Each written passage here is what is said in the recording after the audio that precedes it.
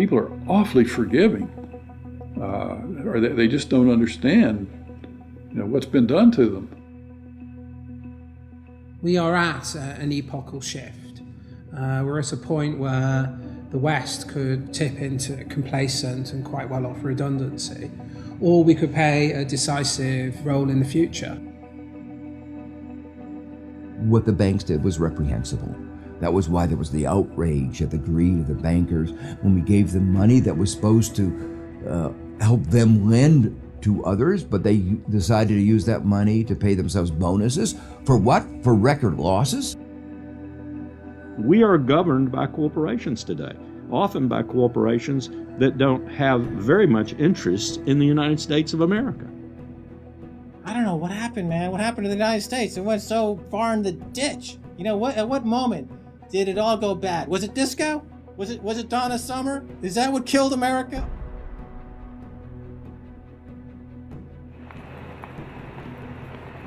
We are entering the age of consequence. A rapacious financial system, escalating organized violence, abject poverty for billions, and the looming environmental fallout are all converging at a time when governments, religion, and mainstream economists have stalled. War, conquest, famine, and death. The four horsemen are coming.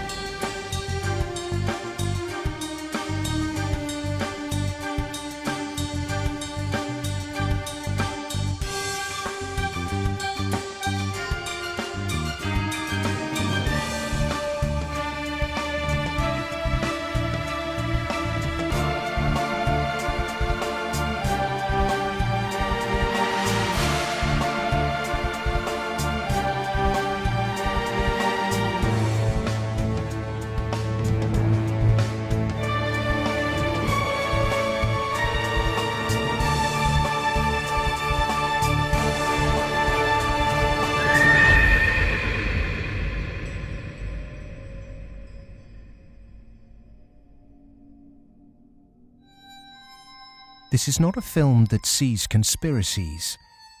It's not a film that mongers fear. It's not a film that blames bankers or politicians. It's a film that questions the systems we've created and suggests ways to reform them. Over centuries, systems have been subtly modified, manipulated, and even corrupted, often to serve the interests of the few. We have continually accepted these changes, and because man can adjust to living under virtually any conditions, the trait that's enabled us to survive is the very trait that has suppressed us. Most societies have an elite, and elite tries to stay in power. And the ways they stay in power is not merely by controlling the means of production, to be Marxist, i.e. controlling the money, but by controlling the cognitive map, the way we think. And what really matters in that respect is not so much what is actually said in public, but is what is left undebated, unsaid. For centuries, gatekeepers have manipulated our cognitive map. But in 1989, a computer scientist by the name of Tim Berners-Lee implemented the first successful communication between an HTTP client and server. The World Wide Web was born. It has since unleashed a tsunami of instantly accessible, freely available information. Just as Gutenberg's printing press wrestled control of the cognitive map away from an ecclesiastical and royal elite, today the internet is beginning to change governments, finance, and the media. We are at the cusp of change. But to enact it, we must first understand the things that have been left unsaid for so long. To do that, we need context from people who speak the truth in the face of collective delusion. Because to understand something, is to be liberated from it.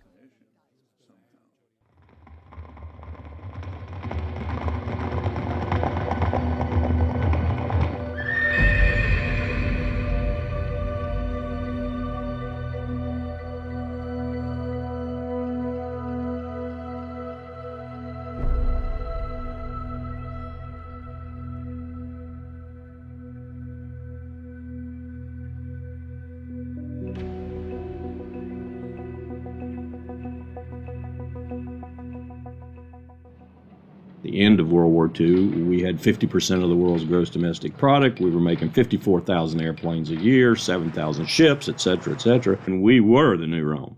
And we recognized it and devised a power management scheme in the 1947 National Security Act to, we thought, manage it, and it worked fairly well during the Cold War.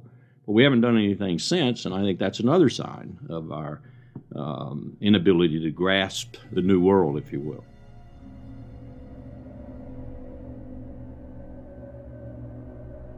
Empires do not begin or end on a certain date, but they do end, and the West has not yet come to terms with its fading supremacy. At the end of every empire, under the guise of renewal, tribes, armies, and organizations appear and devour the heritage of the former superpower, often from within.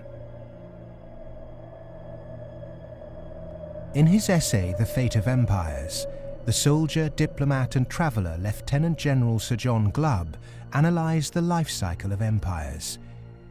He found remarkable similarities between them all. An empire lasts about 250 years, or 10 generations, from the early pioneers to the final conspicuous consumers who become a burden on the state. 6 ages defined the lifespan of an empire. The age of pioneers, the age of conquests, the age of commerce, the age of affluence, the age of intellect, ending with bread and circuses in the age of decadence. There are common features to every age of decadence. An undisciplined, overextended military, the conspicuous display of wealth,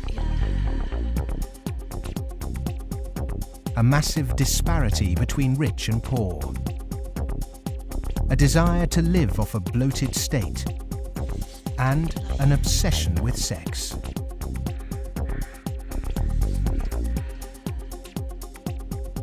But perhaps the most notorious trait of all is the debasement of the currency. The United States and Great Britain both began on a gold or silver standard, long since abandoned. Rome was no different. So it started on a principle that was very sound, and it was on a silver standard. But as it corrupted further and further and further, the Roman denarius got to the point where it was basically a copper coin, and they learned how to plate, and it was washed in silver, and in circulation the plating came off. And at the end, all the senators that really did at one time represent the people only were interested in representing how much wealth they could steal at the top.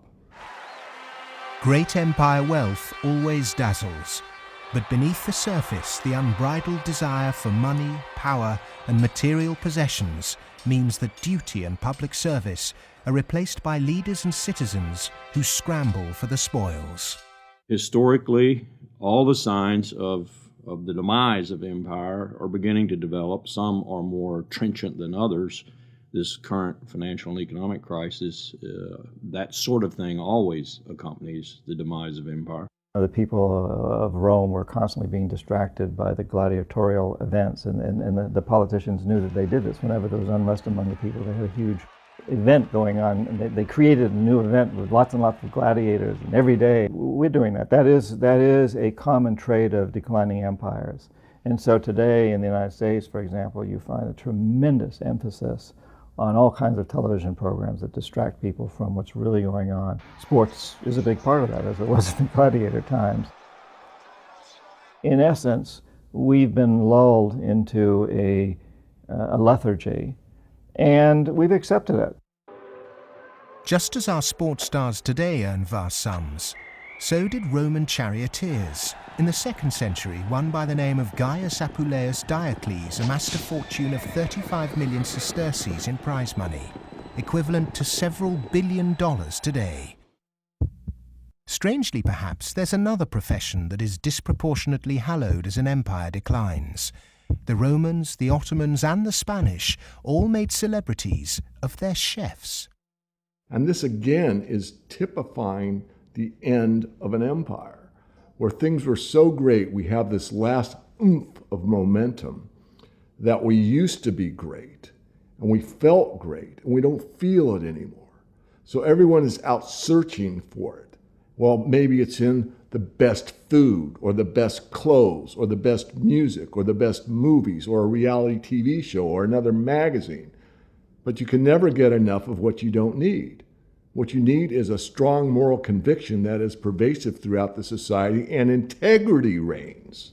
There's a vast apathy. There's a vast amoralism, even a political nature to it. That is to say, there are vast numbers of people who don't give a damn. And so there's this natural, I suppose, entropy. Any living organism, which an empire is, of course, over time dies.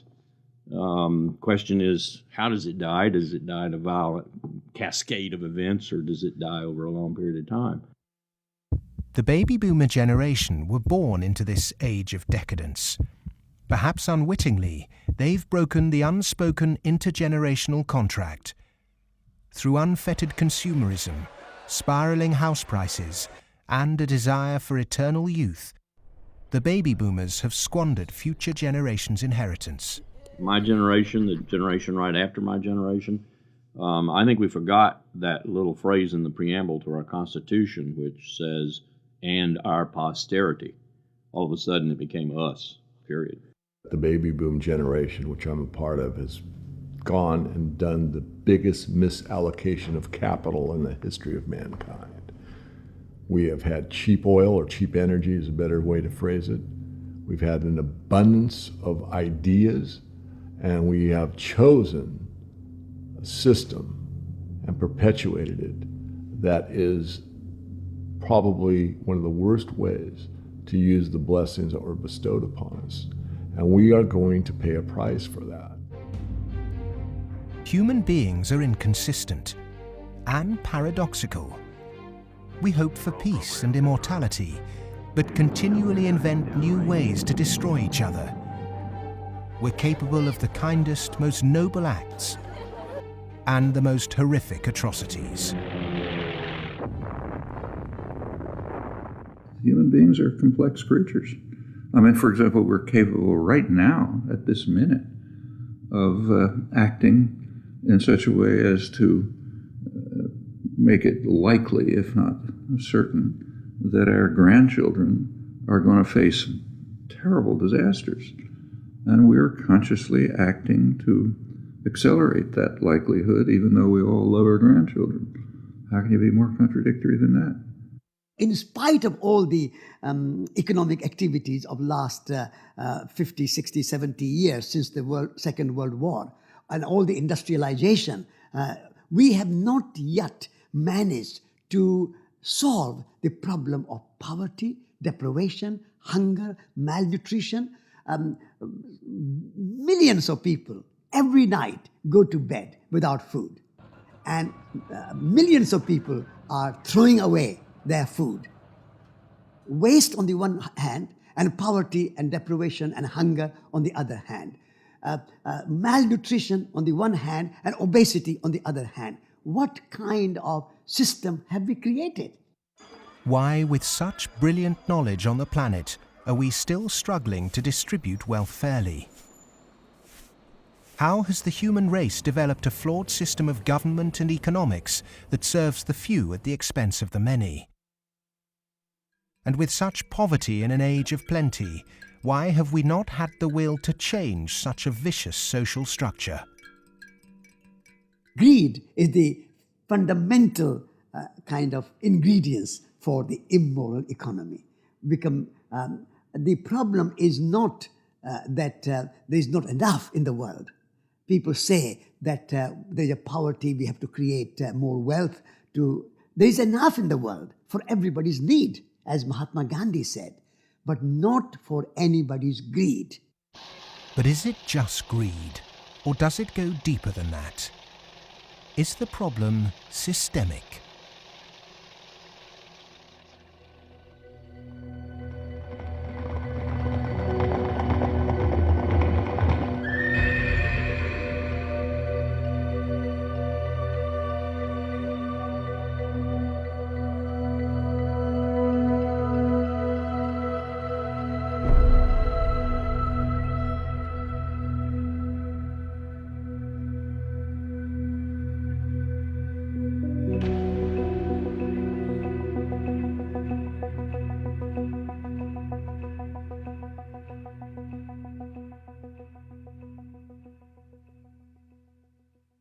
As a civilization, we've obviously had a great run. We've done very well. We had the Industrial Revolution. We survived that. We've built a lot of modern military technology. We've survived that so far. We built a banking system, and we're still struggling with that part of it. But we've had a good run. It's kind of like when I was working on Wall Street for 7 years. I had the experience some people would have. Let's say working at a meat processing plant, they become vegetarian. You work on Wall Street and you see how these banks like Goldman, JP Morgan, these other banks make money. When you see money, it kind of makes you sick. Well, I think if the people knew what the banking system is up to, as Henry Ford said, there would be a revolution tomorrow morning. The fact is, most people think that what a bank does is lend you money that someone else has put in the bank previously. But what a bank actually does, what a commercial bank does, is to create money from nothing and then lend it to you at interest.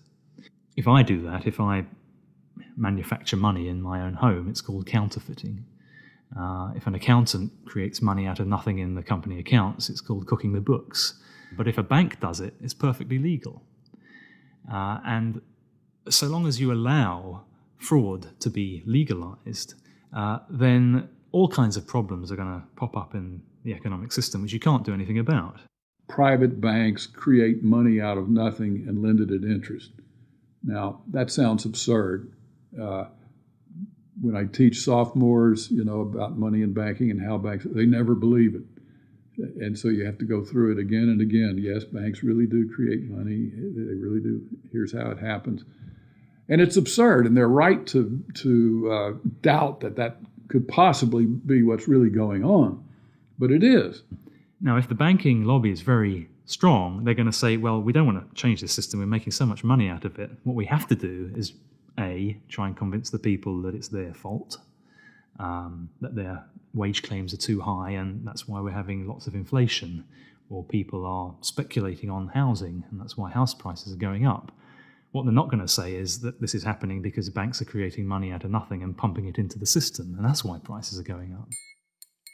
But how is it that we've ended up with a system in which banks have the power to create money? Since 1971, when President Nixon took the United States off what was left of the gold standard, the world has operated under a system of money known as fiat. The dollar, the pound, the euro are all government fiat currencies. Fiat is a Latin word meaning let it be so.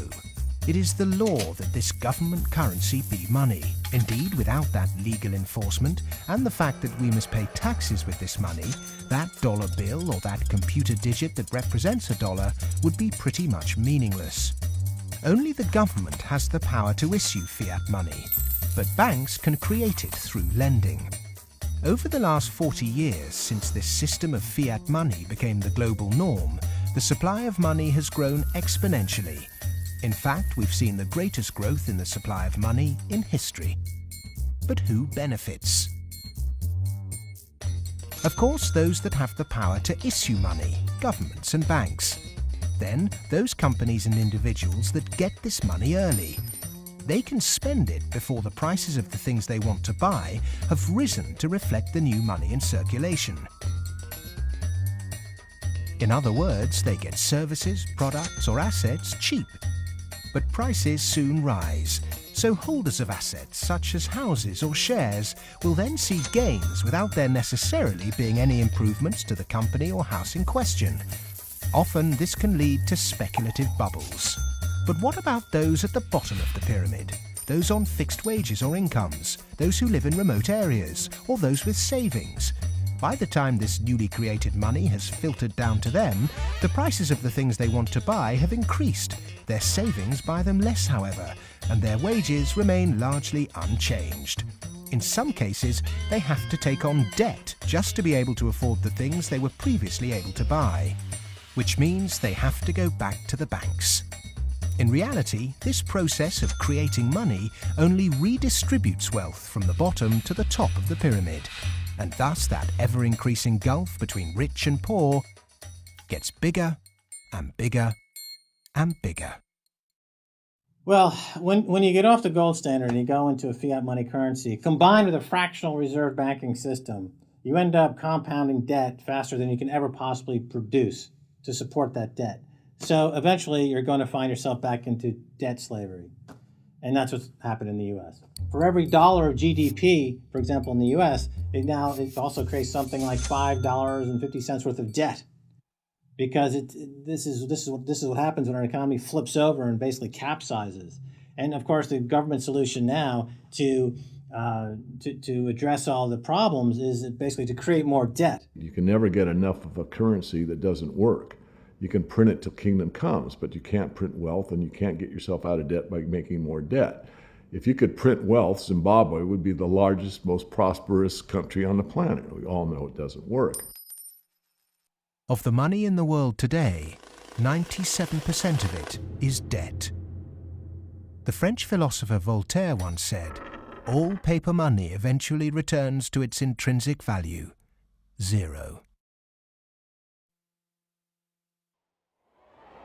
For 3 generations, the world watched the fight between capitalism and communism. But in the 1980s, the Russian economy started to collapse. The Soviet Union capitulated, and so-called capitalism reigned supreme.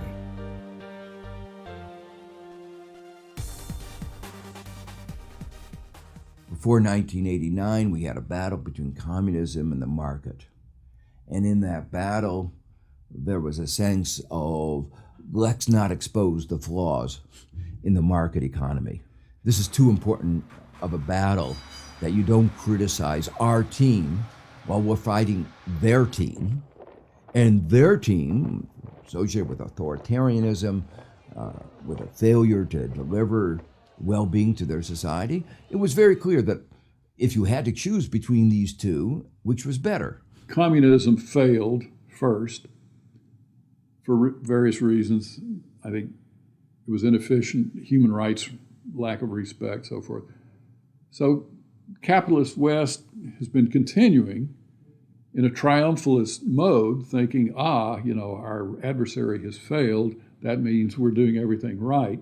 Both systems are trying to do something which is fundamentally impossible, grow forever. And they're both going to fail. One failed first. Capitalism's going to fail later, or it's failing now. America right now is in a very interesting position because in the past 200-300 years of its history, it's a culture and a country which has almost always existed on the assumption that resources could be expanded. If there was a problem, you always try to deal with it by expanding the pie. Go west, young man. Make the pie bigger so that everyone's got a bigger piece. Now it's facing a world where possibly resources are beginning to be more constrained and where it's going to have to divide up that pie and inflict pain on people. And that's something which it is not well prepared for. How has the country moved so far from the intentions of its founding fathers? How has the American dream become so distorted? Over the last 30 or 40 years, capitalism has taken this extreme form. And a lot of it goes back to the economist Milton Friedman from the Chicago School and Ronald Reagan and Margaret Thatcher and others buying into these policies that really encourage people to take on huge amounts of debt, encourage privatization, smaller government supposedly, although bigger military, so actually the government spending goes up. Deregulation. getting rid of rules that govern the people who run our institutions, especially our corporations. It's as though we suddenly are supposed to believe that the human beings who sit at the top of corporations don't need to be regulated. They're some sort of gods. Milton Friedman, his protégés the Chicago Boys, and the neoclassical ideology beat the classical approach to economics and became the framework for what we today call capitalism. There are two main competing economic approaches which determine how we humans manage the world and distribute wealth. These are the classical and neoclassical schools. The classical school favours less government interference, more personal autonomy, and recognises that humans cannot function without natural resources. The neoclassical school, which has a more dismissive view of natural resources, thinks government should rule the economy, solve social problems, and leave the free market to look after the distribution of wealth. The neoclassical school emerged around 100 years ago due to vested interests' desire to protect their assets. This meant that neoclassical mathematical models and assumptions were divorced from reality. They're based on what ought to be, instead of the classical models which are based on what actually is. It's these neoclassical models, which favour large corporations, that have been used to legitimise the financialisation of the global economy. Championed by Ronald Reagan and Margaret Thatcher, neoclassical economics still dominates policy-making today. The Reagan Revolution, as we call it in the United States, obviously the Reagan-Thatcher Revolution, if you think about it more globally, was a big change in power structure and a big transfer of opportunity and wealth. Now, it's not that the poor gave it to the rich. It was a transfer within the well-to-do, so that the financial sector in particular, in the United States, for example, but also in the UK and some other places, became vastly more profitable, and wages in that sector went up a lot. I mean, we focus on bonuses, but it's also base salaries went up a lot, overall compensation. So there's a transfer from the non-financial part of the economy to the financial part of the economy that actually is unprecedented as far as we can see in any of the available data to us. And I'm talking about all of recorded human history. In 1932, in the aftermath of America's great stock market crash, a piece of legislation was passed to protect society. The Glass-Steagall Act was introduced to separate ordinary high street banking from investment banking. 67 years later, in 1999, under the influence of Treasury Secretary Larry Summers and his predecessor Robert Rubin, President Bill Clinton repealed the Glass-Steagall Act. Once again, banks could take ordinary depositors' money and speculate with it on virtually anything they liked. Wall Street has become a very particular type of casino. And it's unfortunately not the kind of casino they have in Las Vegas, which is, perfectly legitimate form of entertainment. It is a casino that has massive negative repercussions on the rest of society. So it's not just losing your money on a few wild nights. It's about the way in which those organizations lose their money, impacting the whole of society, leading to a massive loss of jobs. This unfettered gambling pushed the entire global financial system to near collapse.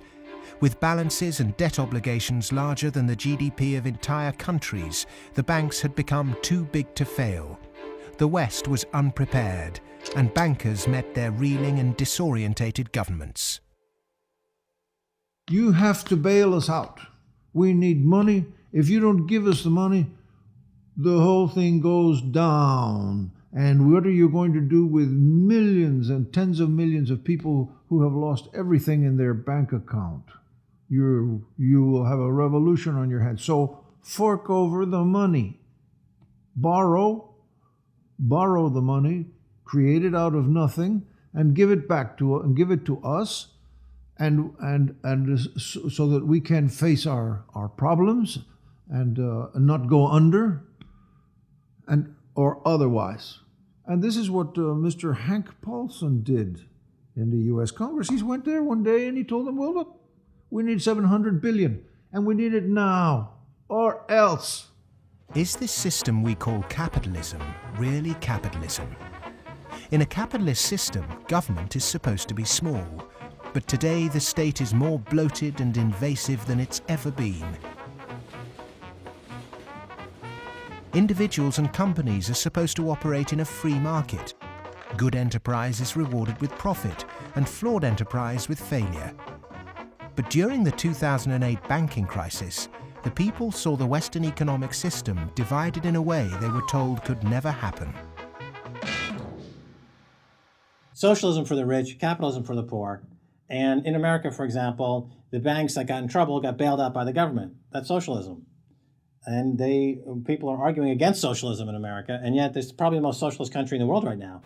We have a system which isn't even a proper capitalist system. Rich people make mistakes that they don't get punished. Poor people make mistakes that they get punished. Yeah? Or even worse, that they don't make any mistake and they are forced to pay for the mistakes of the rich. When the taxpayer is footing the bill for the misplaced speculation of bankers, then suddenly, instead of the economy serving the human being is now in perpetual service to amoral financial organizations.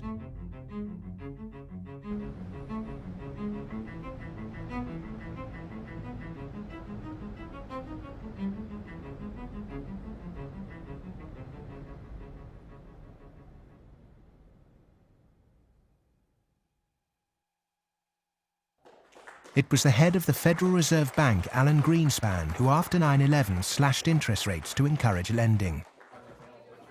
Bankers needed new participants to keep cash flowing into a system that had become a global pyramid scheme. All this newly created money entered the housing market and created unprecedented inflation. House prices rose and rose. New mothers were forced back into the workplace to service huge home loans, and the Anglo-American dream became all about land speculation. The housing market in the West isn't about ownership. The housing market in the West, because it's the only way ordinary people can get ahead, and ordinary people can't get ahead but by wages. What we've created is a mass bubble economics around housing. As that sucks in a huge amount of capital, takes capital for genuine innovations in the economy, and puts it into a speculative use that has no genuine productive outcome. It's interesting, if you talk to people in Germany, for example, they don't see a connection between owning a piece of property and being inclined towards being democratic. There's lots of people who rent their housing there, and they're perfectly comfortable with that arrangement. But it is true that in somewhat different contexts, both Mr. Reagan and Mrs. Thatcher pushed for more people to own housing. And actually, this is part of the problem, because if you push people to buy housing before they're ready, and if you push very dubious loans on them, and they don't understand what they get themselves into, you can have huge adverse repercussions, exactly what led to, in part, the subprime housing crisis in the United States. That's not anything to do with democracy, that's just a bad economic idea. The breakthrough that occurred around the year 2000 in the United States was when bankers found out that the poor are honest. And they realized that if you're poor, if you're not rich, you have a different set of values. And you think that a debt is a debt, and it's something that has to be paid. And the people will try to pay the debts that they're stuck with, even if the debts are not valid, even if the debts are much more than they expected, even if they really can't pay the debts. The lending and banking institutions, when they drew up contracts with interest rates, with flexible interest rates, I think they knew in the beginning that these problems were going to come back later on, where folks weren't going to be able to afford the mortgages as the interest rates increased. It put a lot of people in situations where they were taking food out of refrigerators, taking kids out of higher education. They're not able to afford college anymore. And it is making a really, really bad situation worse. The banks engaged in what was a criminal conspiracy to charge more to the blacks and Hispanics. The banks got together, backed the Bush administration to block the state prosecutions of racial lending in order to exploit and charge more to the minorities.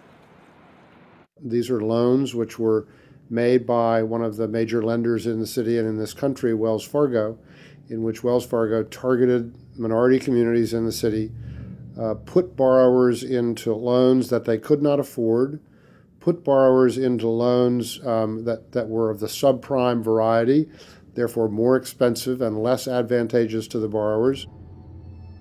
Hiding predatory lending practices in the small print of complex financial products was only ever going to enrich one set of interests. Many of the communities in which African Americans live in the city were establishing momentum. There was development activity that was occurring. We were seeing signs of vitality in many of these communities, and the results of the Wells Fargo foreclosures and the subprime lending practices of that lender and others has significantly impaired that progress and brought it to a halt. They're not worrying about, they don't come in the heart of it. Like you in the heart of it, so you see, they don't really see the struggle if they don't come in the heart of it. They see the outside of it. That's like looking at the cover of a book and seeing the outside of a book, but if you don't go inside the book, then you'll never know what the book about. So they're not worrying about nobody else but themselves. And I think it's wrong, because if they come in the heart of it and they see it, they'll be willing to help. What happened in Baltimore is just one example of what is happening all around the world. One way to frame this injustice is by branding it a race issue. But when we look really closely, we can see that there is something at play here that transcends race: profit. Not an accident, for instance, that we had the deregulation in our financial industry that was such a disaster. The lobbyists of the finance industry amount to 5 per congressperson. In other words, they pay 5 people for every congressman to explain to them, persuade them, that they should pass legislation that is favorable to the financial industry. The poor people who are devastated don't have the money. They couldn't hire 5 per congressman. So the way our democracy works, it's an unlevel playing field. The financial sector has acquired enormous power, partly through political contributions, so buying favors, but mostly through ideological control, convincing people that finance is good, more finance is better, and unregulated finance without limit is best. And that is really the cornerstone of this, what we call in the United States, the Wall Street-Washington corridor. I mean, if people need any proof as to who's controlling Washington, when the bailout came after Lehman Brothers collapsed, 80% of the population was against the bailout. Notwithstanding that, Congress passed the bailout, just showing, in my view anyway, that it's really under the control of banking interests. It's not a reflection of good democracy when a company, a group of companies, an industry, says our interests are more important than the national interest. How can that happen? Very easy. That's the role of campaign contributions, lobbying in America's political structure. We have a flawed democracy. This is an advanced oligarchy in the sense that its main mechanism of control, if you like, is through convincing people that you really need, for example, the 6 biggest banks in the United States in the particular form they exist today, with the very light level of regulation. And if you don't have them, if you try to change that, all kinds of awful things will happen. And this is not really blackmail. I mean, it sounds like blackmail, but they convince you it's not blackmail, it's just that's the way the world is. There's nothing you can do about it. Oh my goodness, you just have to cooperate with them. It's very clever. The Fed is essentially the lobbyist for the commercial banking system. When you say you want to turn regulation over to the Fed, you're saying the financial sector and Wall Street should be self-regulated. And the Wall Street has veto power over whoever's going to be the head of the Federal Reserve. As long as you give veto power over the regulators to Wall Street, as long as you pick the bank regulators from the banking industry itself, you can forget any thought of calling it regulation. It's deregulation, and to call it regulation instead of deregulation is using Orwellian doublethink. Democracy is government by the people. Plutocracy is government by the rich. In a typical plutocratic state, economic inequality is high, social mobility low, and because of continuous exploitation of the masses, workers find it nearly impossible to climb out of poverty. The equal voting rights movement in the early 20th century abolished a system where rich people had more votes than poor people. But today, lobbying has put pay to that and reduced the American political system to a mere clearinghouse for the concerns of the rich.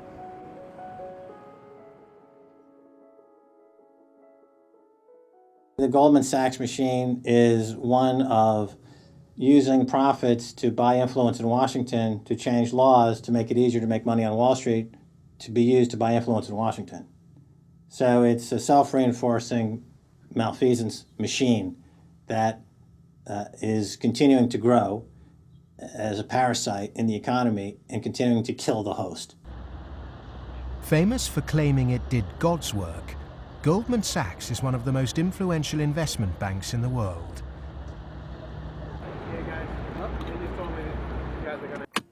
Its alumni often occupy positions of great influence in governments and central banks. In September 2008, barely a month before the stock market crash, Goldman, supposedly a pillar of the free market, changed its banking status from investment to commercial. This meant it was now eligible for state protection. Socialism for the rich, right there. Goldman Sachs are extremely efficient at what they do. Their task is to make money. They make bank robbers like Willie Sutton look like modest amateurs. They're huge bank robbers, but it's legal. The system is set up so that they can do it. In the recent years, they've been selling securities put together from mortgages that they knew were worthless. So they're selling these things to unwitting consumers, making a ton of money on it. Meanwhile, they're betting that they're going to fail because they know that what they're peddling is rotten. So they placed bets with it's called credit default swaps and other things with a huge insurance company, AIG, and that was insuring Goldman Sachs against the failure of the stuff they're peddling. During America's subprime collapse, Goldman traders Michael Swenson and Josh Birnbaum made a $4 billion profit by short-selling junk mortgages. Backed by Dan Sparks, internally Goldman Sachs called their position the Big Short and bet against their own clients. Senator Carl Levin called Goldman Sachs chief executive Lloyd Blankfein to a Senate subcommittee to testify under oath. Much has been said about the supposedly massive short Goldman Sachs had on the U.S. housing market. The fact is, we were not consistently or significantly net short the market in residential mortgage-related products in 2007 and 2008. We didn't have a massive short against the housing market, and we certainly did not bet against our clients. Riding the Big Short in 2007 made billions of dollars for Goldman. And so far, they've got away scot-free with this massive heist.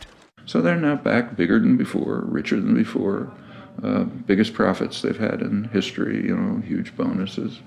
They're doing great.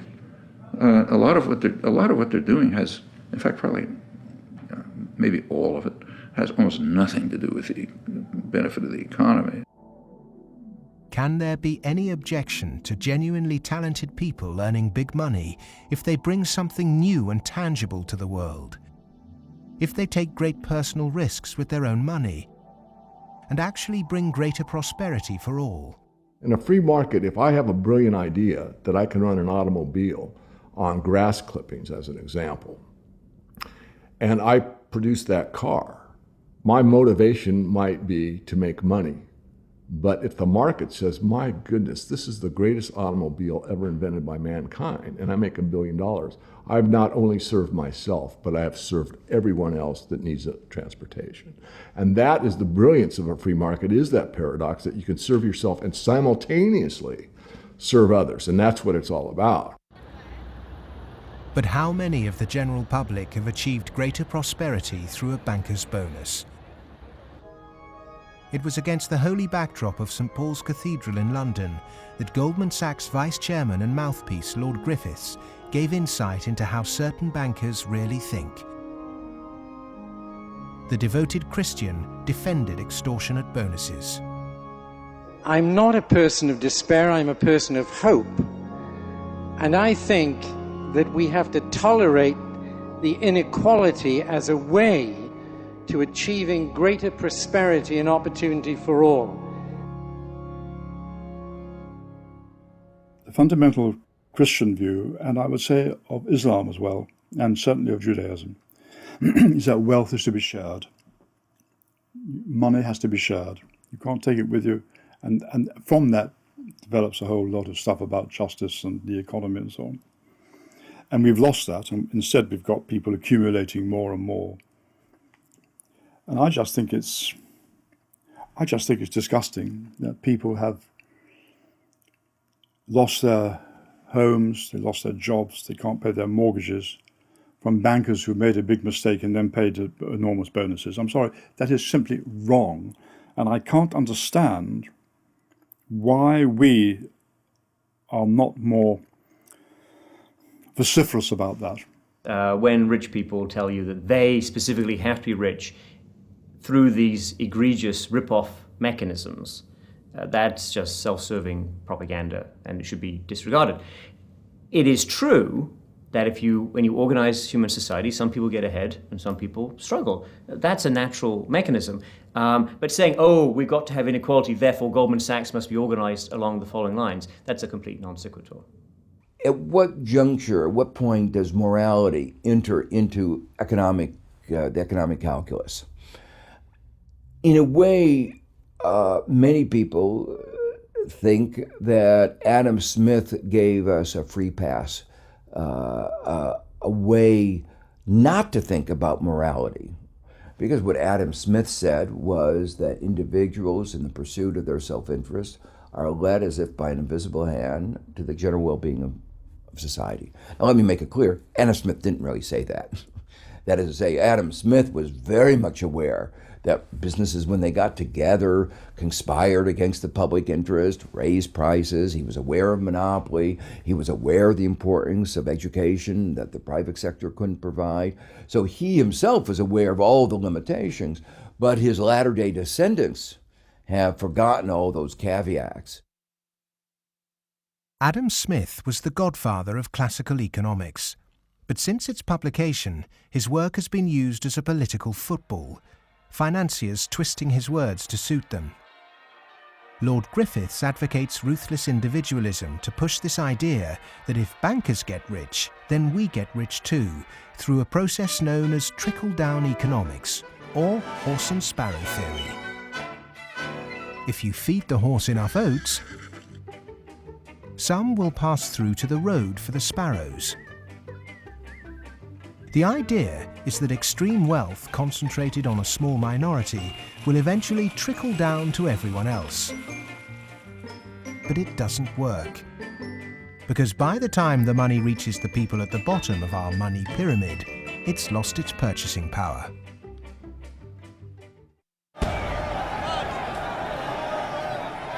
But the public are now confused as to why our political leaders have allowed this to happen, and quite naturally now ask why. Because our political processes are badly flawed. They're badly flawed because of the dependence on lobbyists, on campaign contributions.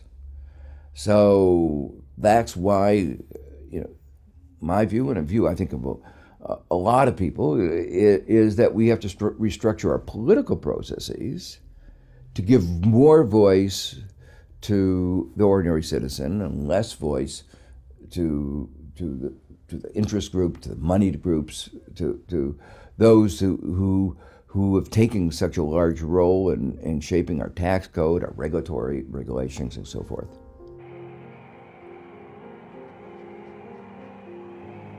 I stood on the front step of Colin Powell's house, and I look at him and say, "What next, boss?" And he said, "What do you mean?" And I said, "What next? Where are you going next?" "I'm going to write my book." I said, "No, I know you're going to write your book, but you're not going to do that for the rest of your life. Where are you going next?" He said, "Maybe a cabinet position, but first, money." I said, "Money?" He said, "Yeah, millions. That's the only way you can be a cabinet officer in the American government." Oh, wow. The Democrats and the Republicans are beholden to corporate interests. And until they become unbeholden to those corporate interests, we will never have a well-governed republic.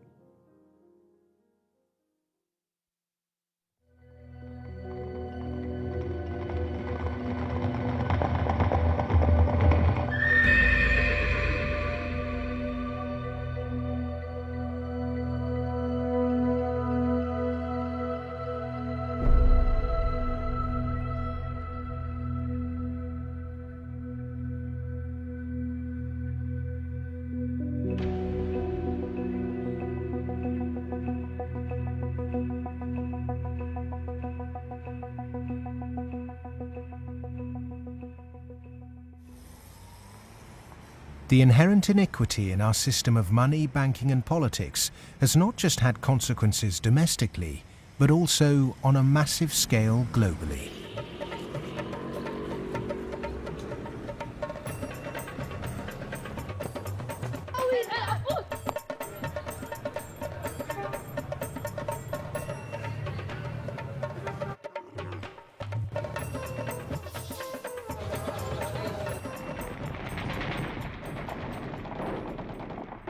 Western leaders have presented their military campaign in Iraq, Afghanistan and Pakistan as a moral obligation.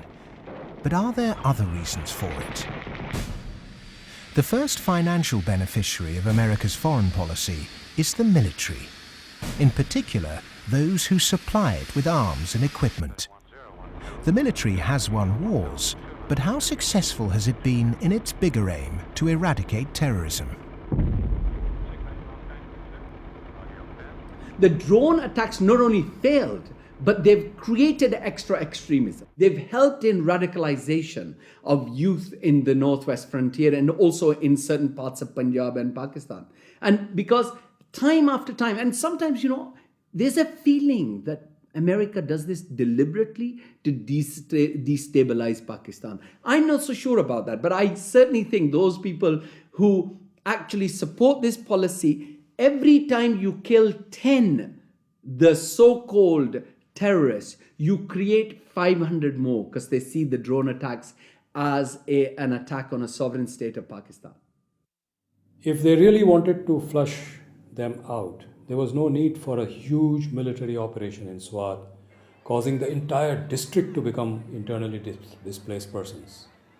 The population of Swat is 1.8 million. There are 2.3 million refugees in the country. The whole district has been emptied. This wouldn't have been necessary if they had carried out a surgical commando operation to get the militant leaders. But they allowed them to escape, all of them.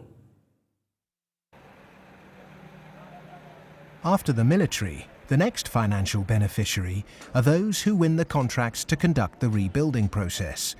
In the West, people might even feel optimistic when they hear that the US is pumping tens of billions of newly created dollars into developing nations to build infrastructure. But often this too doesn't seem to achieve the publicized goals. Is there another reason we give these countries aid? We economic hitmen have created the world's first truly global empire, and we've done it primarily without the military. We work many different ways, but perhaps the most common is that we'll take a third world country that has resources our corporations covet, like oil, and then arrange a huge loan to that country from the World Bank or one of its sister organizations. However, the money never actually goes to the country. Instead, it goes to our own corporations to build infrastructure projects in that country, power plants, highways, industrial parks, things that benefit a few wealthy families in that country as well as our corporations, but don't help the majority of the people at all. They're too poor to buy electricity or drive cars on the highways. They don't have the skills to get jobs in industrial parks, but they're left holding a huge debt. Infrastructure which has used heavy loans from the World Bank and IMF and made from grants from Western countries, they've all gone into benefiting the elite and the feudal classes. They have not benefited the people.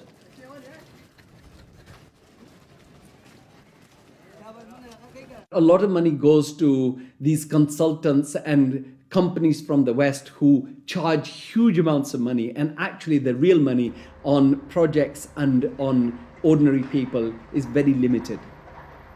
The masses have very little already. So those landlords who have the infrastructure and who are going to make money because of the infrastructure that is built through their roads, they will prosper. But the ones who don't have any resources, they've not had jobs, there isn't an economic activity for them in terms of manufacturing goods so they can sell and they can also prosper. When you don't have that, what do? They resort to joining the Taliban because they see the enemy coming in and taking away what little bit they have. President Obama, I understand, wants to invest $7.5 billion in Pakistan's infrastructure to alleviate poverty and, take away all the divisions and all the anti-American sentiment over here. Whatever his reasons are, we can do without it. In fact, it's the worst possible thing he can do. This kind of help is actually going to be a hindrance. It's just going to make matters worse. It will bring this contrived war and terror into our rural areas. How much of US foreign policy is genuinely altruistic? And how much is it influenced by the banks and corporations that profit so tremendously from it? America's evangelism of democracy is riddled with contradictions, not least of which this idea of promoting democracy at the point of a gun, or opposing regimes which are democratic but not in the way that America wants. So too, this idea that America has been promoting free market capitalism has also been riddled with contradictions, because the reality is that American firms tend to make most money when countries are at the cusp of change, certainly American financial firms, and in a sense they want markets that are changing structurally, but not too free and too transparent, because they make money when markets are a bit opaque. Is it any wonder developed nations are fighting in underdeveloped countries when so many are making so much money out of it, without ever really having to face up to or even witness the consequences of their actions? So what if 5 million kids died in Africa because of debt last year? I got a bonus of £1 million, and if I have that conversation, I've had it with some bankers who've been in the business a long time, and they listen politely, they're very polite, very charming, and at the end they say, well, Tariq, it's lovely meeting you again, and they go back to the office and do another loan deal for Tanzania or something. I've known a lot of terrorists, quote unquote. I've met them, I've interviewed them for books, I've known them since I was an economic hip, and I've never met one who wanted to be a terrorist. They all want to be with their families back on the farm. They're driven to terrorism because they've lost the farm. It's been inundated with water from a hydroelectric project or with oil from oil derricks.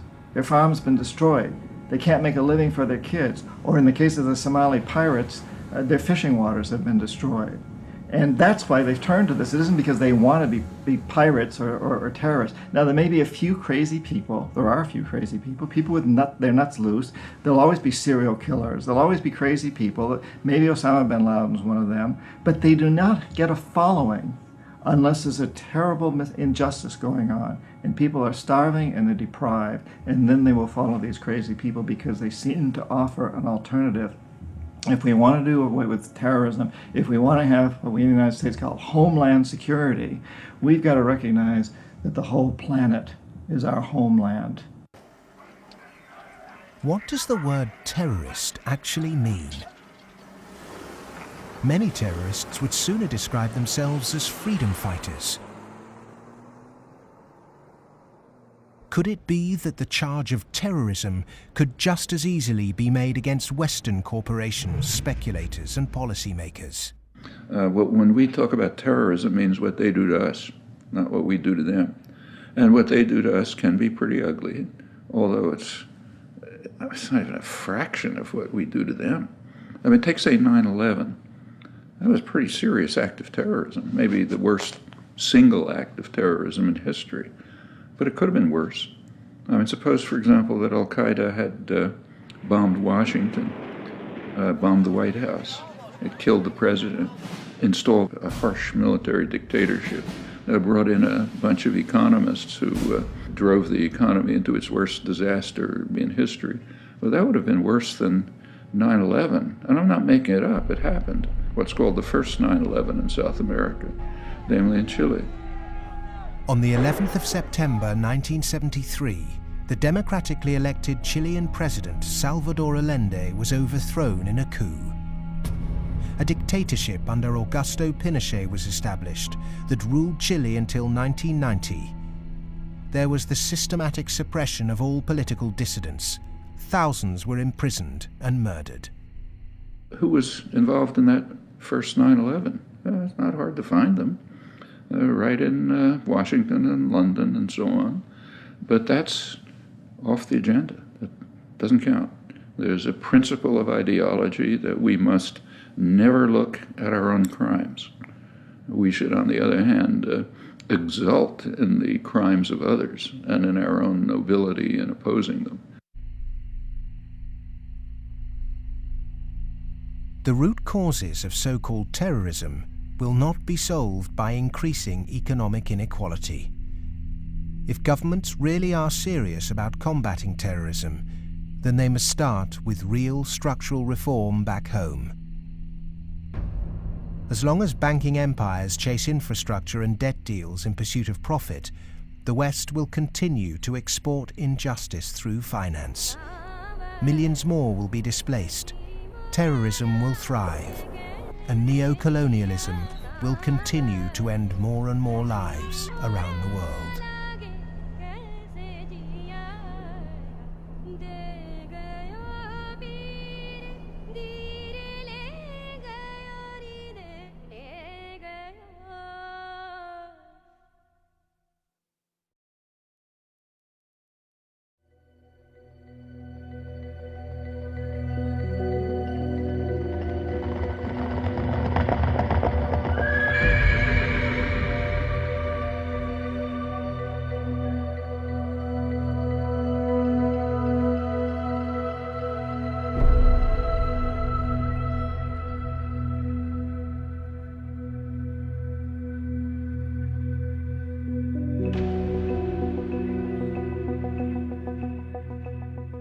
What's happened is that we have moved from a relatively empty world to a relatively full world. That is, empty of us and all of our stuff to now full of us and all of our stuff. In my lifetime, the world population has tripled. And the populations of other things, of cars, houses, boats, all these other things that put a load on the environment too, just like human bodies, those have vastly more than tripled. So the world is very, very full of what we might call man-made capital. And it's becoming more and more empty of what used to be there, what we might call natural capital. We are the first generation, we in the rich developed world are the first generation to have got to the end of the real benefits of economic growth. For hundreds of years, the best way of raising the real quality of human life has been to raise material living standards. And that's what's driven the huge rises in life expectancy and increases in happiness and other measures of well-being. But all those have now come detached from economic growth. And although life expectancy continues to rise in the rich world, it's no longer related to the amount of economic growth a country has at all. And the same is true of measures of happiness and measures of well-being. The paradox is the more we grow, the more poverty we create. Our self-interested economic system seems to be continually missing a trick. So as we keep plundering the Earth's natural capital, is it time to rethink our Western definition of progress? When I look at the world, I look at it much the way Royal Dutch Shell looks at it. They have one of the best strategic entities in the world, private or public.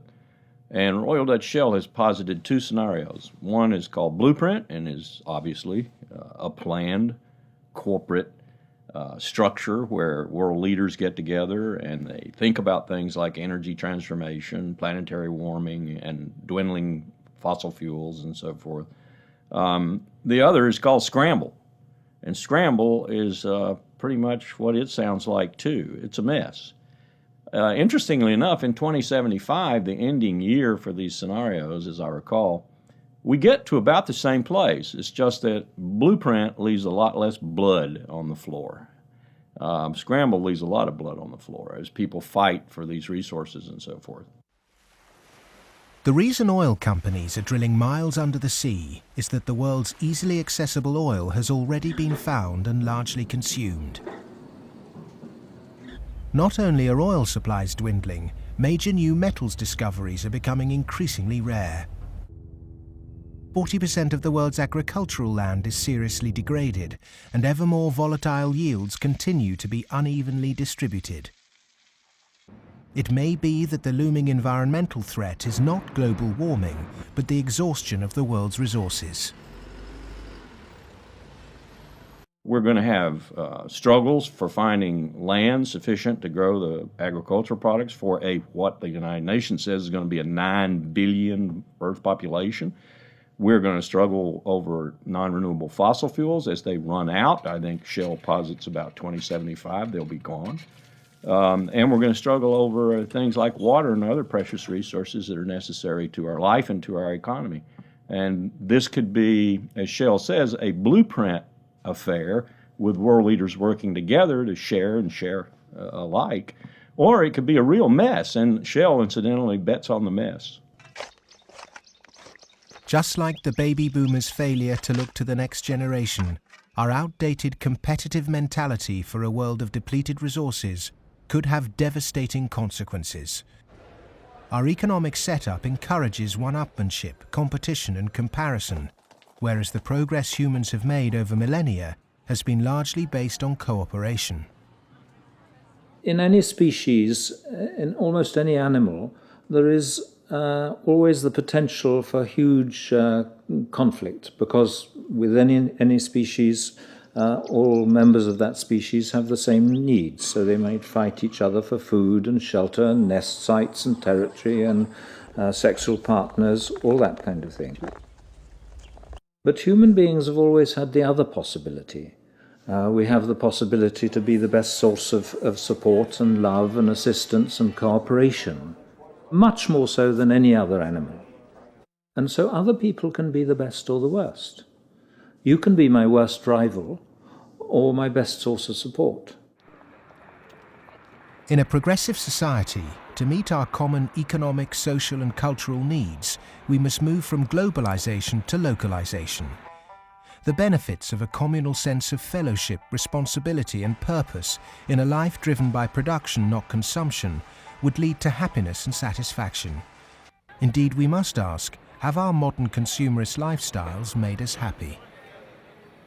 I think if one had been living in the 19th century and somebody had told you that 100 years later people were going to be living in this extraordinary wealth and comfort, with central heating and being able to throw away such a high proportion of our food as we do, we'd imagine that we'd be living in a state of extraordinary social harmony and everything would be rosy. And it's really quite remarkable, the contrast between, if you like, the material success of our societies and the social failure. The growth economy demands that we make consumption a way of life. He who dies with the most toys became the ambition, and retail replaced spiritual satisfaction. Unsurprisingly, sales of antidepressants skyrocketed.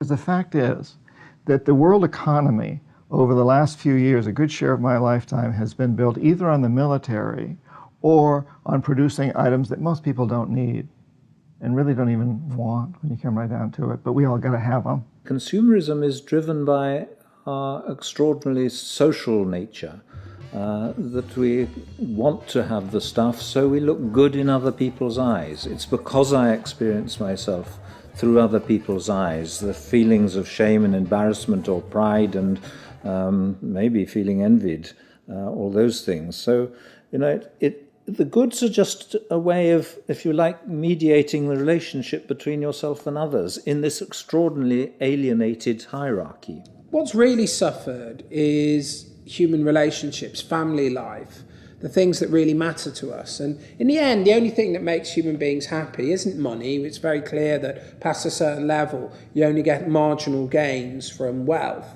What really makes us happy is other people. It's our relationship with other people that's really been damaged by the last 30 years. We trust them less, we have less interaction with them, we bond less than ever before, we marry less and marriage is under more threat than ever before. And all the associations that represent sort of permanent, unconditioned human affection are being eroded or damaged. And that's the real legacy of the last 30 years. And in some sense, we've got to recover and rehumanize our lives. Otherwise, not only will they be nasty, brutish and short, but they'll be lonely. The West is coming to the realization that its human project is failing. The West was so convinced that if you push people to achieve as individuals, the accumulated achievement of individuals would make for a successful society. And what the West is now beginning to realize is that the individual achievement without incorporating the vulnerable community is a myth. The idea was make your own life, be individually aspiring, and then you'll be individually achieving, and then you'll be individually prosperous, and then you'll be individually happy. You end up doing that in a glass jar. And the glass jar has a limited height, and it's encapsulating, and in the end, you die of lack of oxygen. Human beings are alive because they seek attachment and because they're propelled by affection. So the isolated, achieving individual in the end implodes. In order to find a purpose in life, it has to be outside yourself. It matters not how you construct it outside yourself, as long as it's a positive value added to society pursued. But it has to be outside yourself. It can't be yourself. If you're pursuing yourself, you're pursuing the abyss, as Nietzsche said. You are going to wind up in the abyss.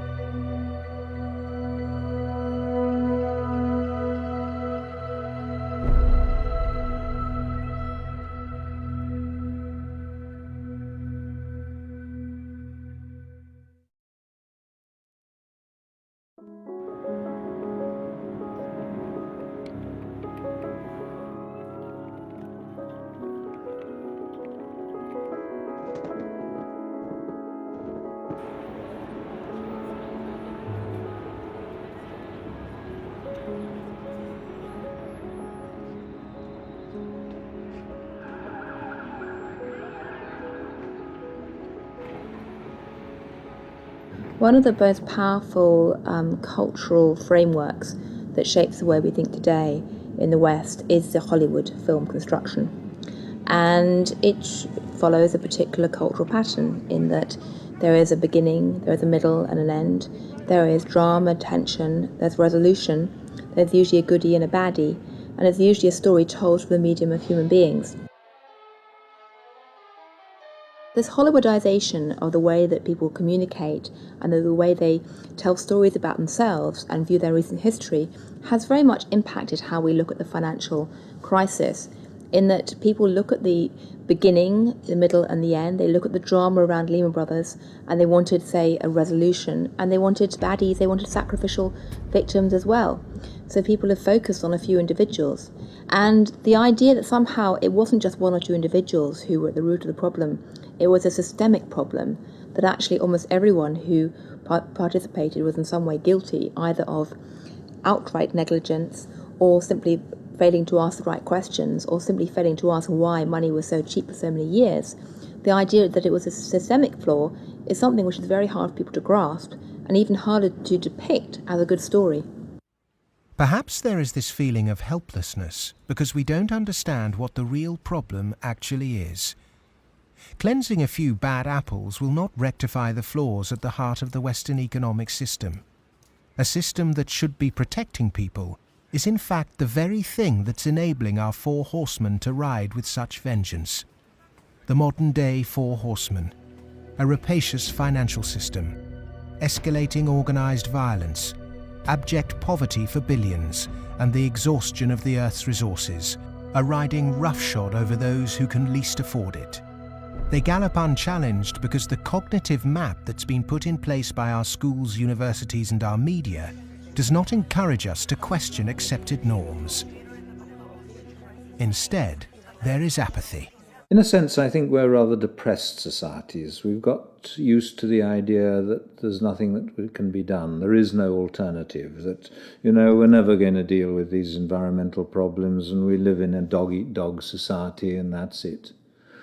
I think what we have to take away from this is a recognition that most of these problems can be very substantially improved by making our societies more equal, reducing the income differences, and that also helps us to solve the environmental problems. We can reach a society that is qualitatively better for all of us.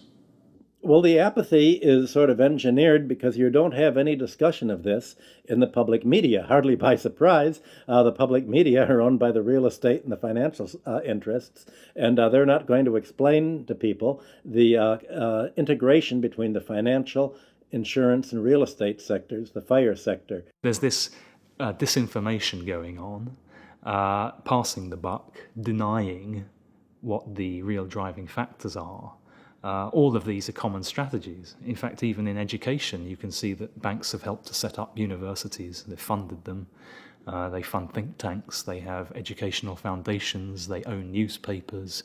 All of this stuff is going on as a kind of propaganda exercise so that the people don't actually work out what the problem is. You should not assume because you don't have a background in economics or in law that these issues are somehow too complex for you.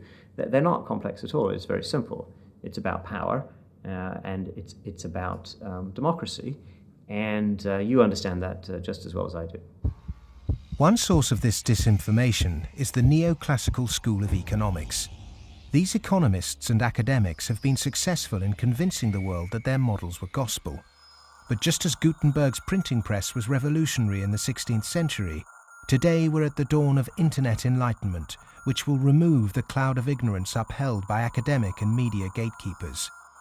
Education can be a form of mass mind control, and it's astonishing that today neoclassical economics continues to be taught in all Ivy League universities. I do get letters from students in economics departments at other universities. They're into some graduate program or something, and they say, John, I just read such and such that you wrote, and this is the kind of thing that interests me. I'm stuck in this program here in which, I can't even talk about any of that. What's your advice? What should I do? What they're teaching you is what you're going to have to oppose. A lot of it. I mean, some of it's useful. But so some of it's useful, go ahead and learn it. And the other reason for learning the rest of it is know your enemy. An individual might not be able to change the system, but they can change themselves. If we're not offered proper education, we must begin our own. And a good place to start is to become reacquainted with the classical economists, and with something that so few question, but that affects us all, our system of money. If the monetary system of the world is not reformed, then we are headed towards the end of industrial civilization. I won't say that we're going to the end of humanity, but it's just going to be an absolute collapse of our world as we have known it, because it cannot function on fiat money. And none of those who are responsible for this want to admit it, but that is the fact.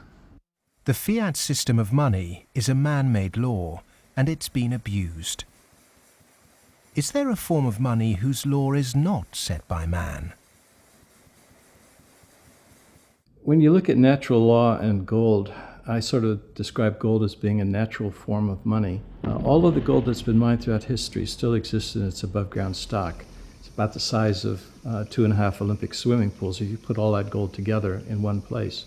The key is that this above-ground stock of gold grows by about 1 3/4% per annum, which is approximately equal to new world population growth, and is approximately equal to new wealth creation.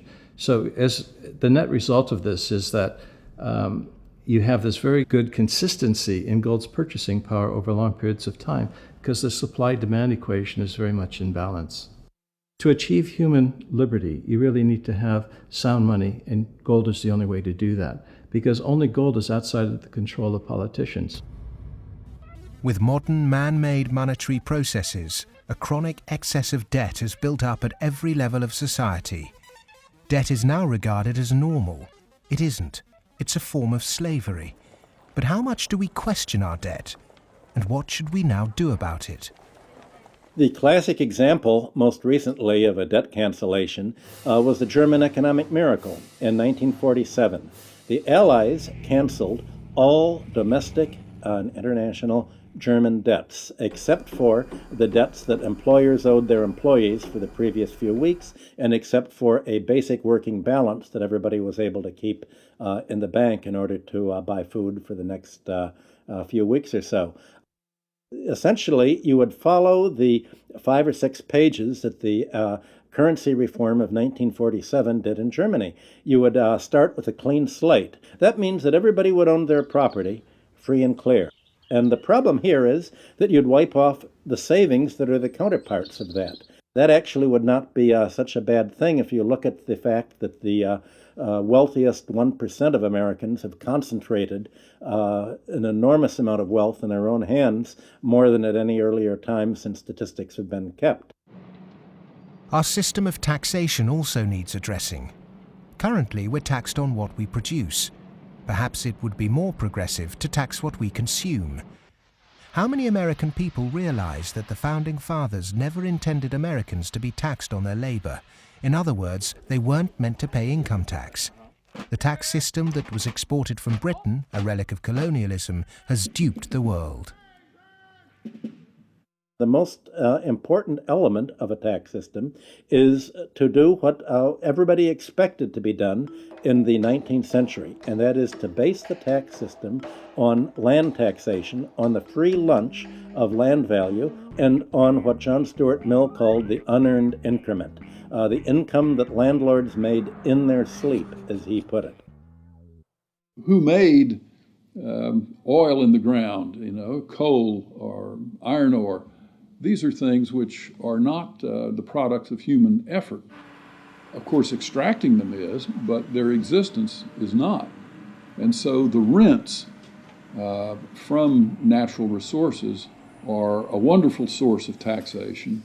Nobody made them, and when you do tax them, you cause all of us to use them more efficiently. So this seems like really the excellent thing to tax, rather than labor and capital. If the government used this land site value that's supplied by nature, not by human labor, not by personal enterprise, then the government would not have to tax wages in the form of income tax.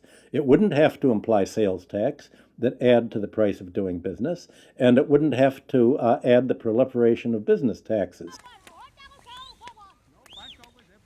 This tax system, advocated by all the classical economists, would begin to address global poverty, as it would allow citizens in developing countries to keep their resource wealth. In developed countries, it would begin to address our housing and debt crisis and unleash the kind of entrepreneurship needed to refloat our economies. Perhaps we should also resurrect another timeless principle for workers that was promoted during the Industrial Revolution. Well, the idea that people who work in a plant ought to own it is just deeply built into working class culture.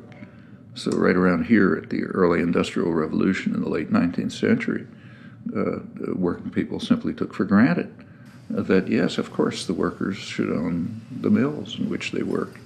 Anything else is an attack on our fundamental rights as free citizens. They also took for granted that wage labor is hardly different from slavery. It's different only because it's temporary, and then you can be free. One of the ways you can be free is by owning your own plants. That was not an exotic view. That was Abraham Lincoln's view. In fact, it was a principle of the Republican Party in the late 19th century. It's taken a lot of effort to drive those ideas out of people's heads, but they're still there, and they are very relevant. It was the Greek philosopher Plato who said the ratio of earnings between highest and lowest paid employee in any organization should be no more than 6-to-1. In 1923, banker J.P. Morgan declared no more than 20-to-1 was optimum. Yet today's salary difference between top and bottom earners in global corporations can be higher than 500 or 1,000-to-1. When you're up in the range of 500-to-1 inequality, the rich and the poor become almost different species, no longer members of the same community. commonality of interest is lost. And so it's difficult to form community and to have good, friendly relationships across class differences that are that large. When the public do vent their outrage at inappropriate earnings, the common defence is to move the debate to the psychological realm and quote mercurial British economist Herbert Spencer. He coined the phrase survival of the fittest, and his words are now used to justify excess. Competition in business is a good thing, but the playing field must be level.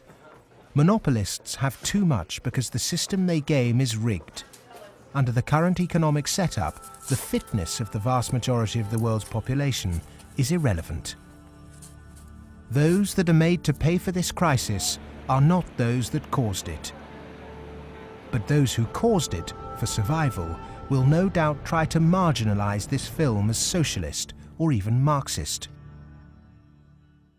I'm a capitalist. I'm a business person. I believe in the basic principles. That's why I'm completely appalled by seeing these principles destroyed by monarchs, monopolists, who have totally destroyed the system from within on Wall Street. And this is completely unacceptable. I'm a capitalist. I think capitalism can do it.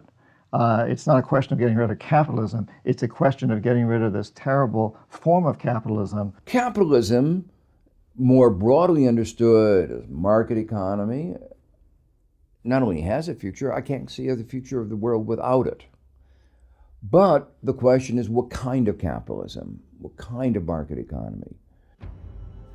A system of reformed capitalism built on independent money, a tax system based on consumption, not income, and employee-owned businesses would begin to build an economy that's not dependent on constant growth to service its debt. We've endured the so-called free market for centuries, but far from being free, it's led us to destroy nature and each other in a vain attempt to progress. It's absolutely ludicrous to suggest that somehow there is a scientifically defined boundary of the market that we should never change. And of course, that's what the free market economy wants you to believe. Because once they convince you of that and claim that, on top of that, claim that they have the truth because they are PhDs in economics, then they can tell you whatever they want, and then you'll have to accept it.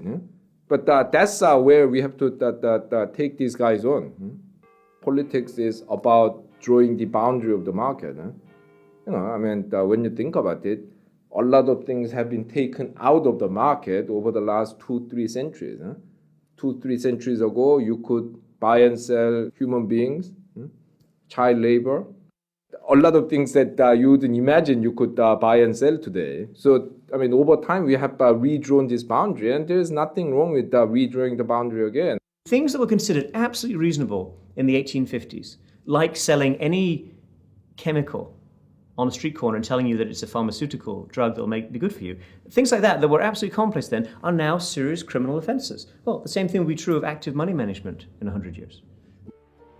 The breakdown we saw in the Great Depression and witnessed again at the beginning of the 21st century occurred because in the name of growth, much was taken out of the system by those who contribute very little. Multinational corporates and banks will always want to grow without having to compensate those people who actually do the work to produce the surplus.